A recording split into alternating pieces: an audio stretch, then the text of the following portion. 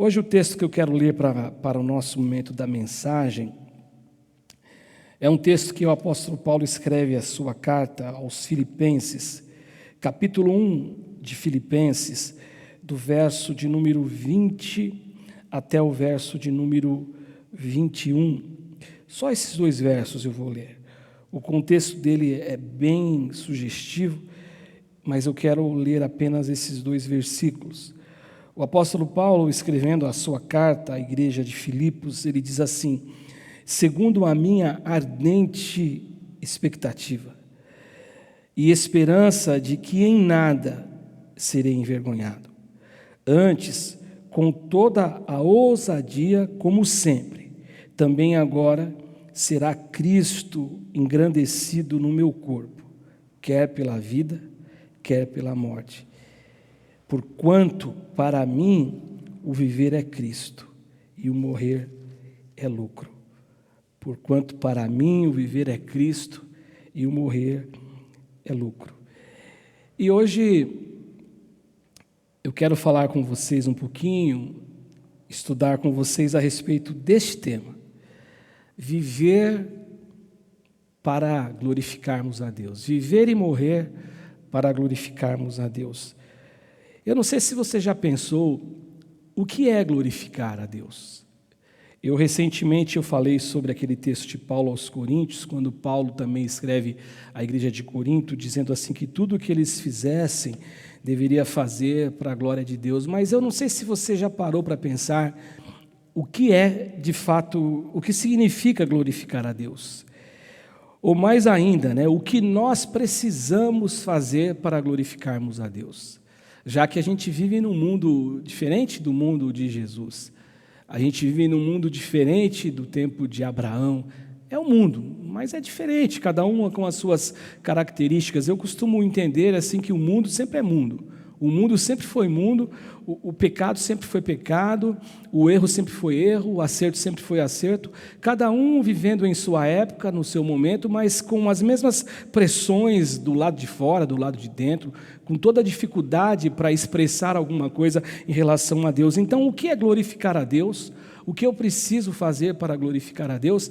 E descendo mais um nível ainda, a gente começa a pensar assim que o que Deus espera de nós, como que Deus ele nos vê, que olhando para você, olhando para mim, Ele espera que a gente de verdade possa glorificar a Deus. Você que me conhece sabe que eu costumo dizer que a maioria de nós sofremos de uma síndrome, a síndrome de repetir coisas, de repetir palavras ou de repetir frases, só que às vezes a gente não consegue explicar aquilo que a gente está repetindo.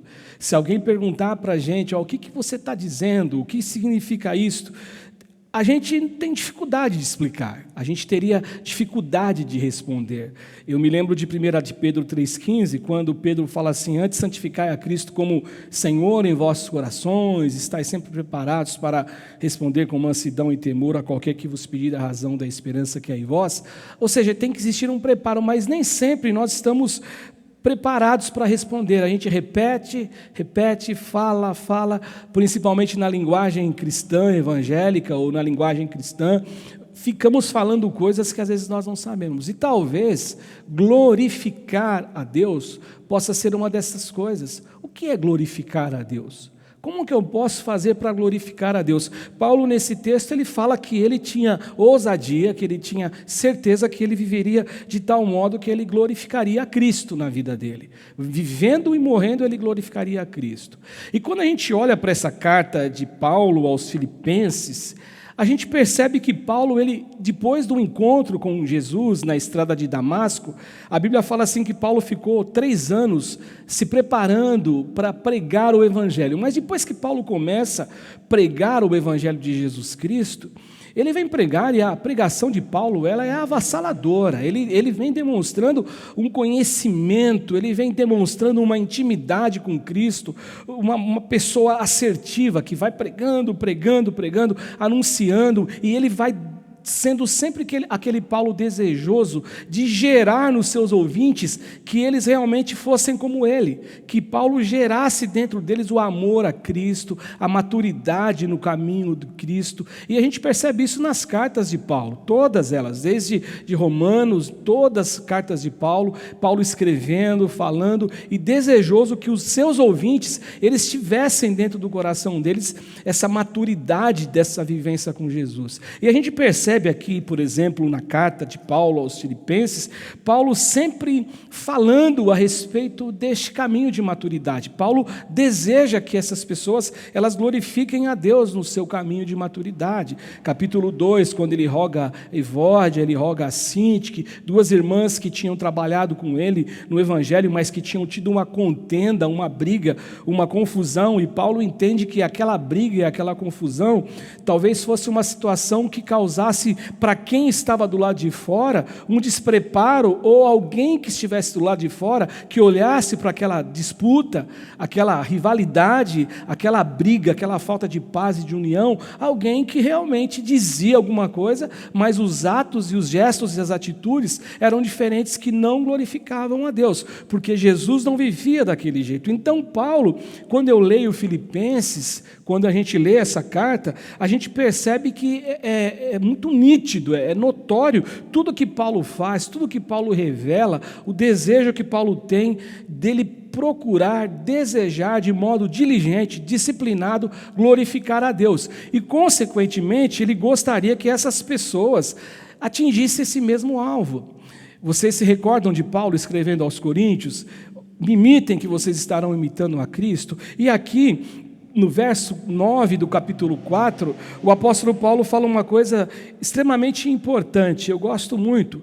O verso 8 que eu não marquei, ele diz assim, tudo que é verdadeiro, tudo que é justo, tudo que é puro, tudo que é amável, tudo que é de boa fama, se existe alguma virtude, se existe algum louvor, seja isso que ocupe a vossa mente, o vosso coração. E no verso seguinte, ele diz o seguinte, no capítulo 4, verso 9 de Filipenses: o que também aprendestes, e eu gosto muito disso, o que também aprendestes e recebestes e ouvistes e vistes em mim, isso praticai, e o Deus de paz será convosco. Eu gosto muito disso porque literalmente significa que Paulo está dizendo assim: olhem como eu vivo, olhem para o que eu faço, façam o que eu digo e façam o que eu faço.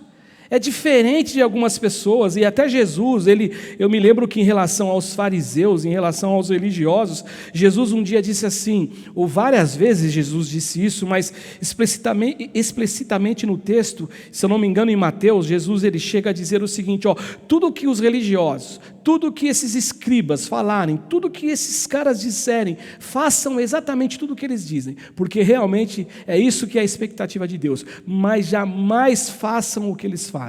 Porque eles eram pessoas que diziam, pessoas que falavam, pessoas que faziam afirmações, mas pessoas que não viviam aquilo que eles afirmavam. Então eu gosto muito disso, porque nós encontramos em Paulo um homem que, mesmo limitado com as cadeias, com as suas prisões, é alguém que glorifica a Cristo, é alguém que vive para Cristo. Paulo, para você ter uma ideia, ele alugou uma residência que ele pagava do próprio bolso, onde estava preso com um soldado que vivia acompanhando Paulo 24 horas por dia. 24 horas Paulo estava ali vivendo com alguém, um soldado romano o cercando. Só que o apóstolo Paulo, mesmo assim, a Bíblia fala que durante 2 anos Paulo pregou o evangelho para todos. Paulo recebia as pessoas na casa dele, preso ali sem liberdade, mas Paulo falando do reino de Deus, porque Paulo tinha o desejo de glorificar a Deus. Então Paulo ele tinha essa direção na vida dele, ele buscava isso.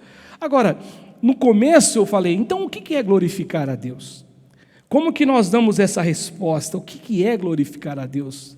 E aí a gente, indo para o Antigo Testamento, e aí eu fiz algumas anotações aqui, porque quando eu digo que nós sofremos da síndrome, eu me incluo nessa síndrome também, de dizer coisas, mas a gente não sabe de bate-pronto dizer o seu significado.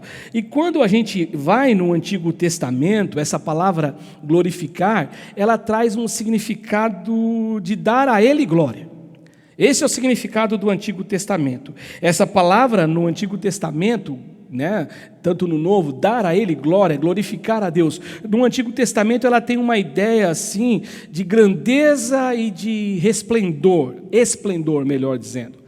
É uma grandeza. E quando a gente lê o Novo Testamento, dar a Ele glória, a ideia do Novo Testamento já tem uma ideia de dignidade, de honra, de louvor e adoração.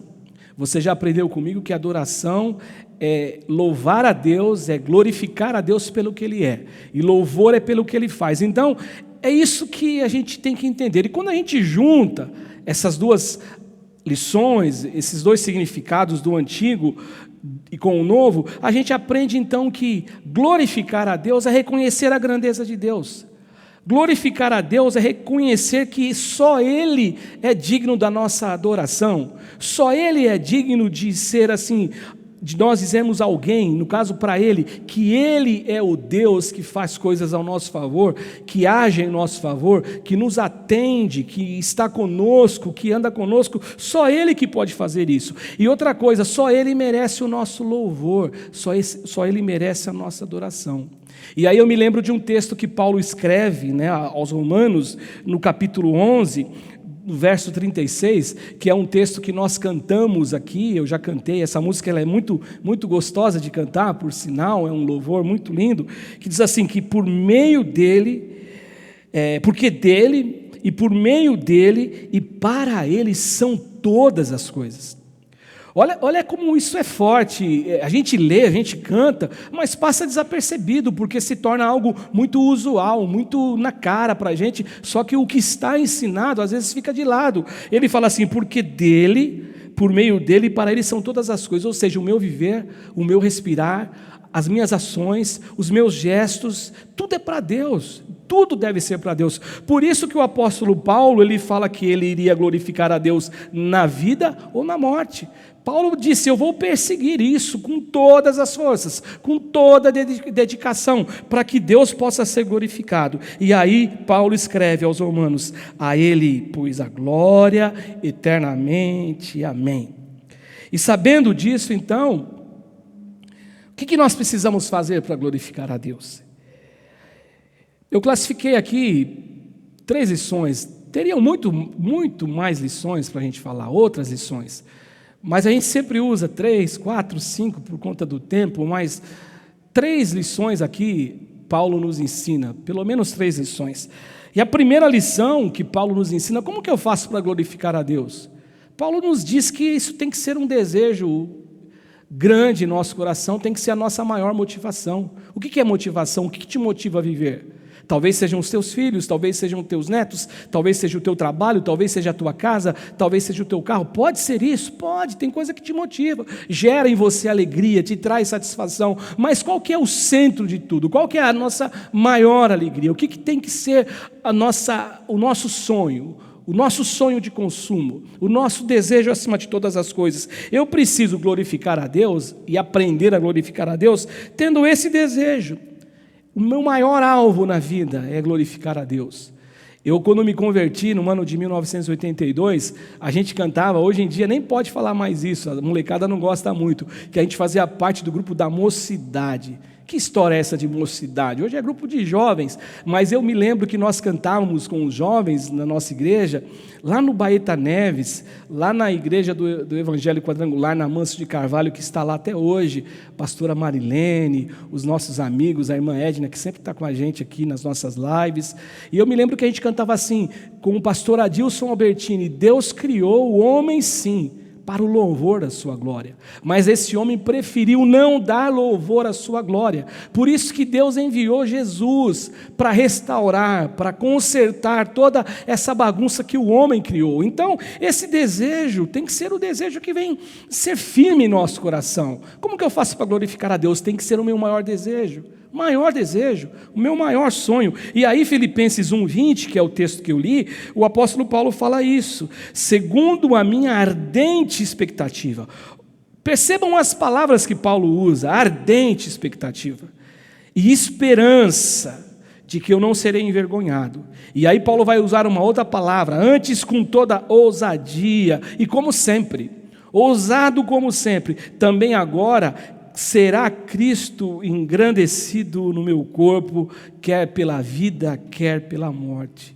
Isso aqui é de uma grandeza enorme, porque a primeira coisa que eu preciso entender, algumas pessoas acham que louvar a Deus ou glorificar a Deus é só quando a gente canta.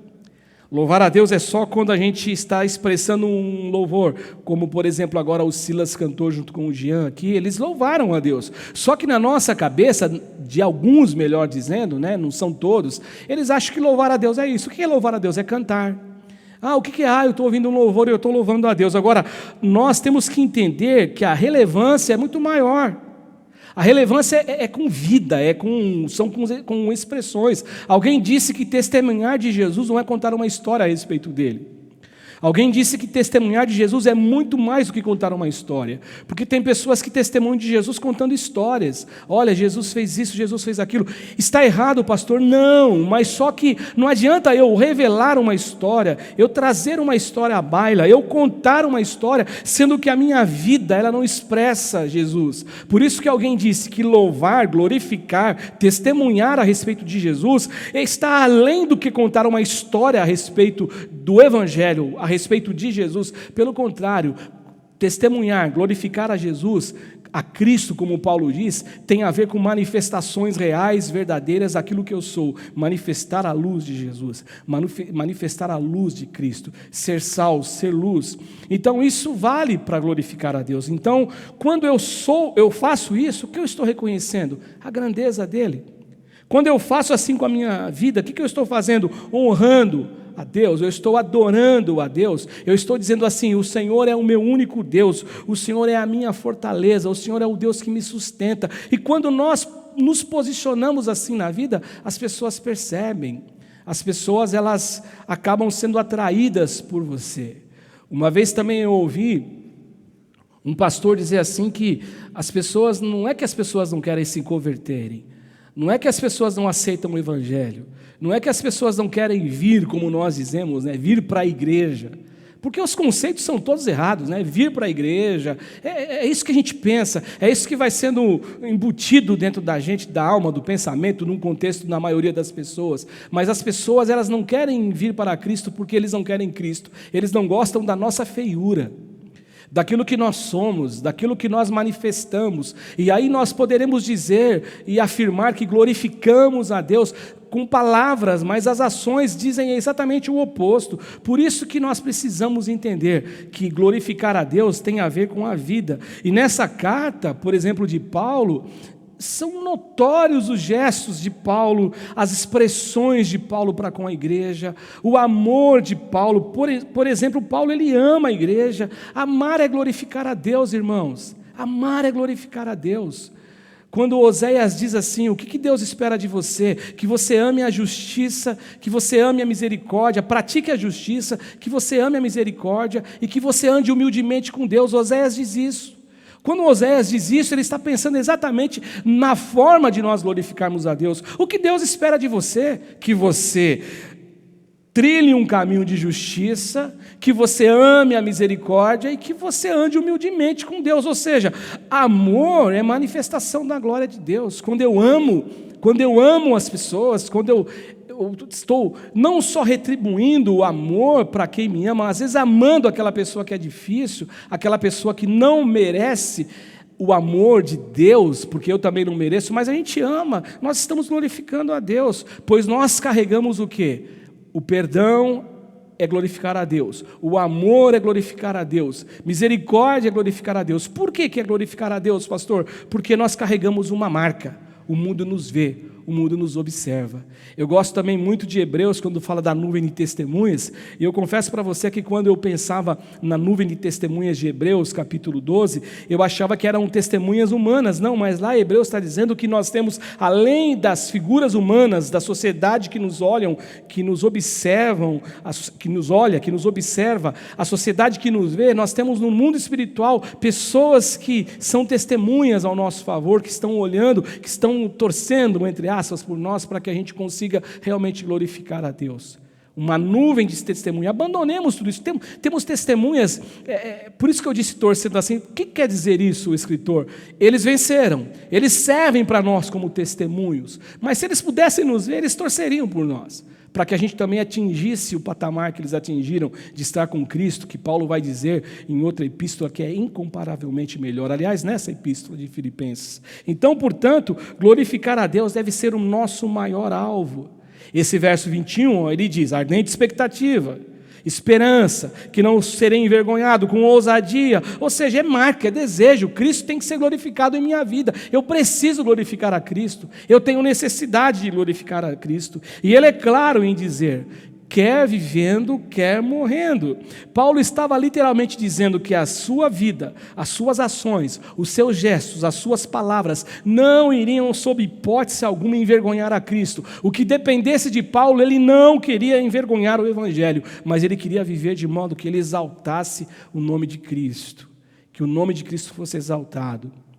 Filipenses também, quando acontece lá, o carcereiro de Filipos, melhor dizendo, no livro de Atos, que se converte de modo extraordinário. Por que você acha que aquele carcereiro se converteu? Por que você acha que toda a casa dele foi batizada naquela noite? Paulo preso, Paulo com Silas preso, cantando um hino, louvando ao Senhor. À meia-noite veio um terremoto, todas as cadeias se quebram, o cara estava dormindo, ele entra apavorado, achando que como que ele ia ser responsável pela vida de todos aqueles presos que fugiram, e aí de repente ele vai se matar. Paulo fala, não faça tal loucura, e ele fala, o que eu preciso fazer para ser salvo? Porque Paulo glorificava a Cristo.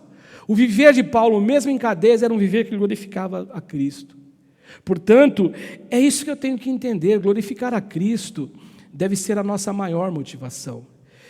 Em segundo lugar, o que Paulo vai nos ensinar aqui, o que fazer para glorificarmos a Cristo com o nosso viver. Eu preciso deixar que Cristo tenha prioridade na minha vida. Eu preciso deixar que Cristo tenha primazia em minha vida. Prioridade e primazia.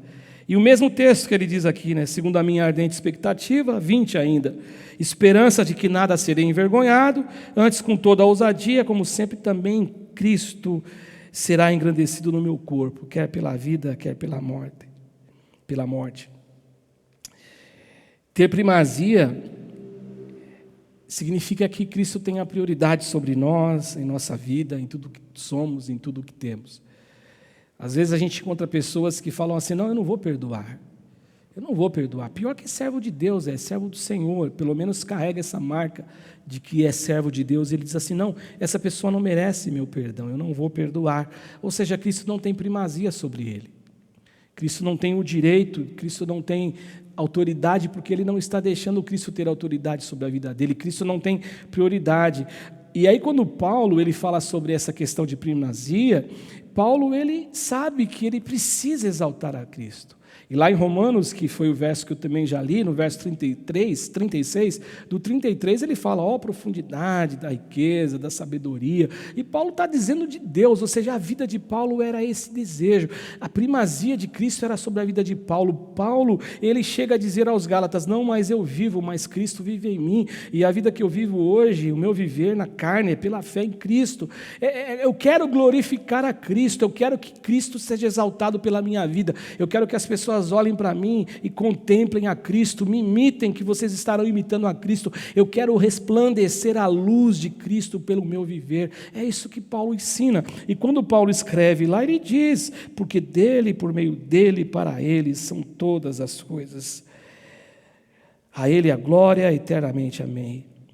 É justamente por isso que Paulo afirma aos Filipenses que Cristo seria engrandecido no corpo dele.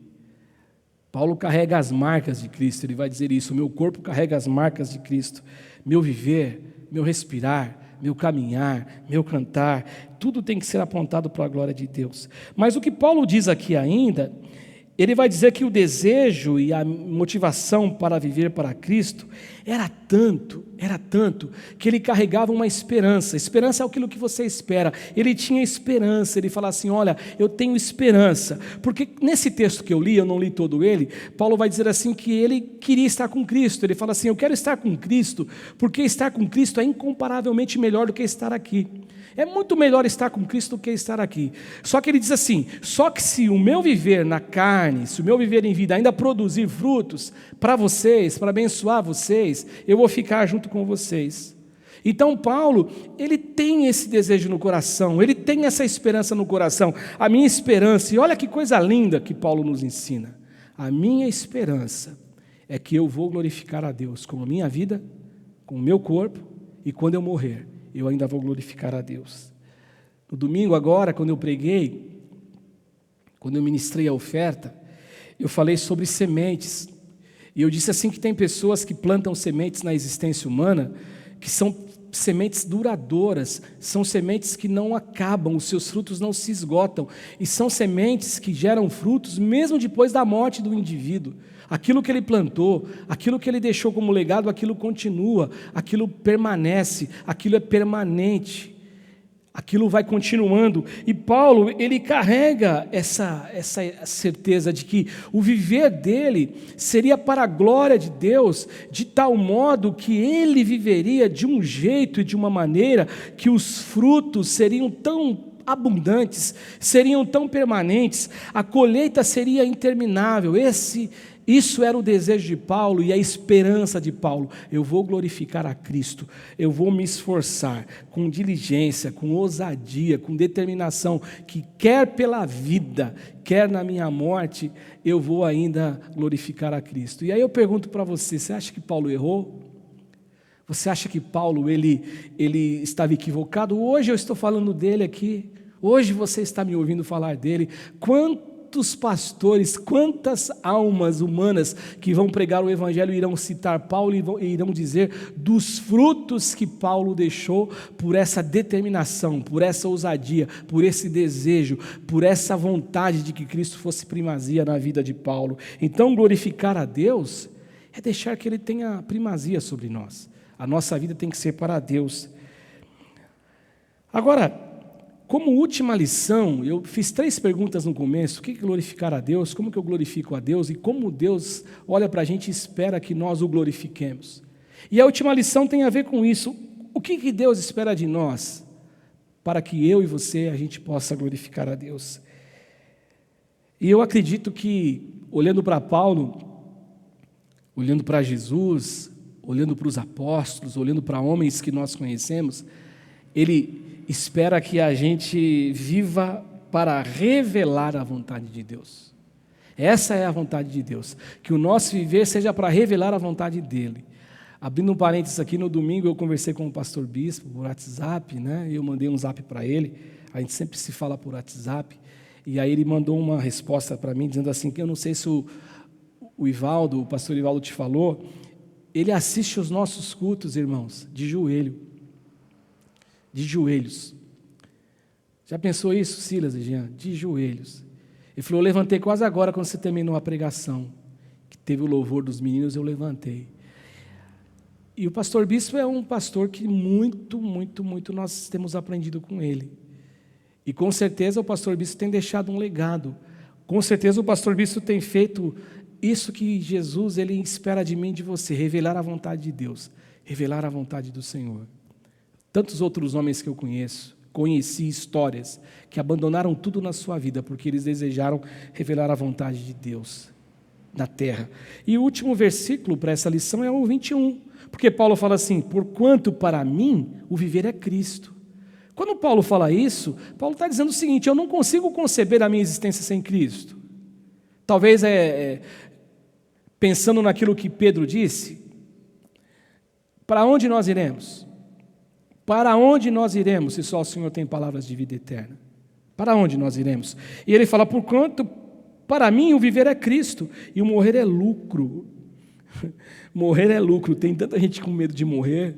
Eu conheço irmãos que têm medo de morrer. É tão engraçado. Eu conheço uma irmã, eu não vou falar o nome dela, até para não expô-la. Não sei se ela deixaria eu falar, mas ela é muito engraçada. É uma mulher de Deus fantástica. Ela manifesta a glória de Deus e louva a Deus, mas ela tem medo de morrer.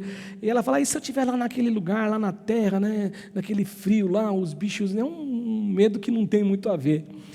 E além disso, tem pessoas que têm medo de morrer mesmo, de encarar a morte, porque a vida não é para a glória de Deus. Sabe, eu estava pensando hoje, vindo para cá, no banho, que a gente perde tempo com tantas coisas, né? A gente perde tempo com tantas coisas, só que tem coisas que a gente não consegue reparar, tem coisas que ficam para trás. Às vezes nós investimos o tempo da gente em programações da televisão. Nós, homens, gostamos muito de criticar as irmãs que assistem às novelas, e a gente não gosta porque a novela ensina algumas coisas que não são legais, mas nós, homens, assistimos futebol. Eu, por exemplo, gosto de assistir futebol, gosto muito de futebol, de assistir, e às vezes a gente perde tempo com tantas coisas, porque a gente poderia estar fazendo uma outra coisa. Às vezes a gente não ouve a palavra de Deus com mais frequência, às vezes a gente não tem uma vida devocional com mais frequência, e só que lá na frente, tudo isso vai fazer uma falta grande para nós. Eu me lembro também que eu disse no domingo que eu posso jogar a semente eu escolho jogar, mas o fruto que eu vou colher eu não tenho como escolher. Ele será uma realidade daquilo que eu plantei. Portanto, se você planta hoje uma vida desconectada com Deus, uma vida sem Deus, uma vida sem experiências com Deus, uma vida sem oração, uma vida que não é para a glória de Deus, que não tem essa preocupação que Paulo tinha em manifestar na vida, lá na frente você vai colher, eu vou colher isso, fruto de que nós plantamos. O apóstolo Paulo, ele não queria isso, de forma alguma. E Deus, ele olha para a gente, ele está pensando exatamente isso. Eu quero que vocês manifestem a minha glória. Eu quero que vocês manifestem e revelem a minha vontade. E é o que Paulo está fazendo aqui. Deus nos criou, com uma capacidade de nós escolhermos. É o livre-arbítrio, eu posso escolher, mas isso, na verdade, o que eu tenho que ter no meu coração, não nos dá o direito moral de nos afastarmos dele. Deus me escolheu, Deus me formou, Deus me deu a capacidade de pensar. Isso é resultado da sabedoria e do amor dele para comigo. O homem é diferente de toda a criação, dos animais, de tudo, das plantas, da natureza.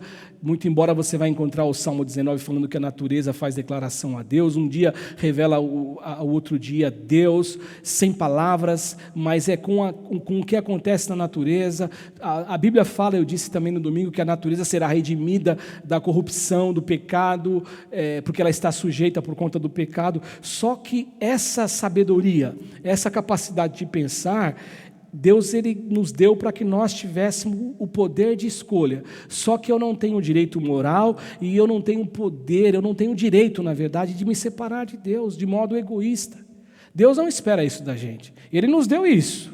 Ele não vai entrar em você e obrigar você a fazer alguma coisa. Não. Só que eu não posso pensar que com esse poder de escolha, Deus ele não espera que com esse poder de escolha que eu tenho, eu viva de modo totalmente egoísta, pensando apenas na minha vontade, atendendo à minha vontade. Mas a vontade de Deus, era que os homens manifestassem a vontade dele, para viver para a glória dele. Essa é a vontade de Deus. Pastor, qual que é a vontade de Deus? Que você viva para ele, que você manifeste a vontade dele, que você seja alguém que carregue a luz dele para o mundo, que você seja alguém que manifeste a glória dele para o mundo. Isso sem aquele espírito maluco de juízo, isso sem aquele espírito maluco de fanatismo, isso sem aquele espírito maluco de mandar todo mundo para o inferno, achar que todo mundo está no inferno. Não, é manifestar o amor de Cristo através de você. Quando eu olho para Jesus, que é o exemplo maior, é interessante que Jesus ele cumpre isso de modo cabal, do começo ao fim. Quando eu olho para Jesus, eu vejo Jesus fazendo exatamente isso. E Paulo, ele não é nada bobo. Paulo, quando ele se encontra com Jesus, você sabe a narração, é lá na estrada de Damasco, perseguidor da igreja, dos cristãos, perseguia cristãos por todo lado. A igreja cresce, muito embora a cúpula dos apóstolos ficou em Jerusalém, permaneceu, não sofreu essa perseguição inicial, mas os cristãos convertidos são perseguidos por Paulo, e ele tinha cartas autorizando que eles fossem lá dar um cala-boca na vida dessas pessoas. Quando ele encontra com aquele Jesus, que aqueles do caminho, que a Bíblia usa essa expressão, os do caminho do quê? Da vida, de Jesus, do Evangelho, que se converteram a Jesus, que mudaram, o Evangelho foi encontrando cada um deles. Quando Paulo encontra-se com Jesus, ele não vê Jesus, ele ouve uma voz, uma luz, ele cai do cavalo e ele fica cego, e depois ele começa então a se aproximar da verdade. Paulo, ele se entrega disso de maneira maravilhosa. Ele tem em quem se amparar, em quem observar.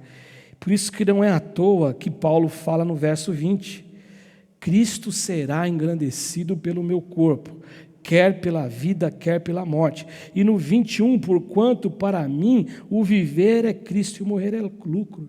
Talvez na mente de Paulo ele pensava assim: se Cristo cumpriu a missão dele, quando ele veio aqui no mundo, de modo que ele chamou a atenção para Deus e honrou a Deus, Paulo não faria de modo diferente. Paulo não quer atenção para ele. Lembram de João Batista também? É ele, não é para mim, é para ele. Convém que ele cresça e eu diminua. Ou seja, Paulo então ele carrega esse mesmo desejo. Ele não iria chamar atenção para ele de forma alguma. O honrar de Paulo seria para Cristo. Cristo seria glorificado. Ele iria revelar a vontade de Deus. E isso não deve ser diferente nem para mim, nem para você. Deus espera que a gente revele a vontade dele. Outra coisa que me chama a atenção é que Jesus, tendo direito à soberania, ele escolheu a obediência. Jesus, tendo todo o direito, ele escolheu servir. A soberania, tudo ele tinha direito. Só que ele sabia que não era nesse mundo. Ele se humilhou, ele se colocou como servo. Só que Paulo, quando ele escreve aos Filipenses, você vai lembrar também que Paulo diz assim que um dia todo o joelho se dobrará, toda a língua confessará que Jesus é o Senhor. Mas quando em vida, Jesus, é claro, é declarado que Jesus não veio para servir. Aliás, ao contrário, Jesus não veio para ser servido, ele veio para servir os homens e principalmente servir a Deus e honrar a Deus. Então Jesus, ele tinha direito, e quando Paulo ele escreve aos Filipenses, lembrem de uma coisa, eu falei para vocês hoje, Paulo ele está dizendo assim, tudo que Paulo está fazendo, ele está ensinando que as pessoas caminhassem, os irmãos de Filipos, a um caminho de maturidade e um caminho de glorificação a Deus. E aí ele fala de Jesus, capítulo 2 de Filipenses, do verso 6 até o verso 8. Pois ele, subsistindo em forma de Deus, não julgou como usurpação ser igual a Deus. Antes, a si mesmo se esvaziou, assumindo a forma de servo, tornando-se semelhança a homens, reconhecido em figura humana, e a si mesmo se humilhou, tornando-se obediente até a morte e a morte de cruz. Jesus, ele revelou a vontade de Deus por meio deste viver aqui. A vida de Jesus revelou Deus, a vontade de Deus. A morte de Jesus revelou a vontade de Deus. Por isso que Paulo ele não quer ser diferente. Para mim, o viver é Cristo e o morrer é lucro. E é isso que Deus espera de cada um de nós. Que a gente possa glorificar a Deus de verdade. E para concluir a minha fala aqui, a minha palavra nessa noite, viver para Deus, viver para Cristo, será sempre o melhor, o que o homem vai descobrir para a sua vida. Agora, essa revelação, ela não tem base nas coisas da vida. Essa revelação, ela é espiritual. A revelação, ela é espiritual, é algo que somente Deus pode operar em nós. E quando essa operação espiritual acontece em nós, nós somos despertados para viver somente para Ele.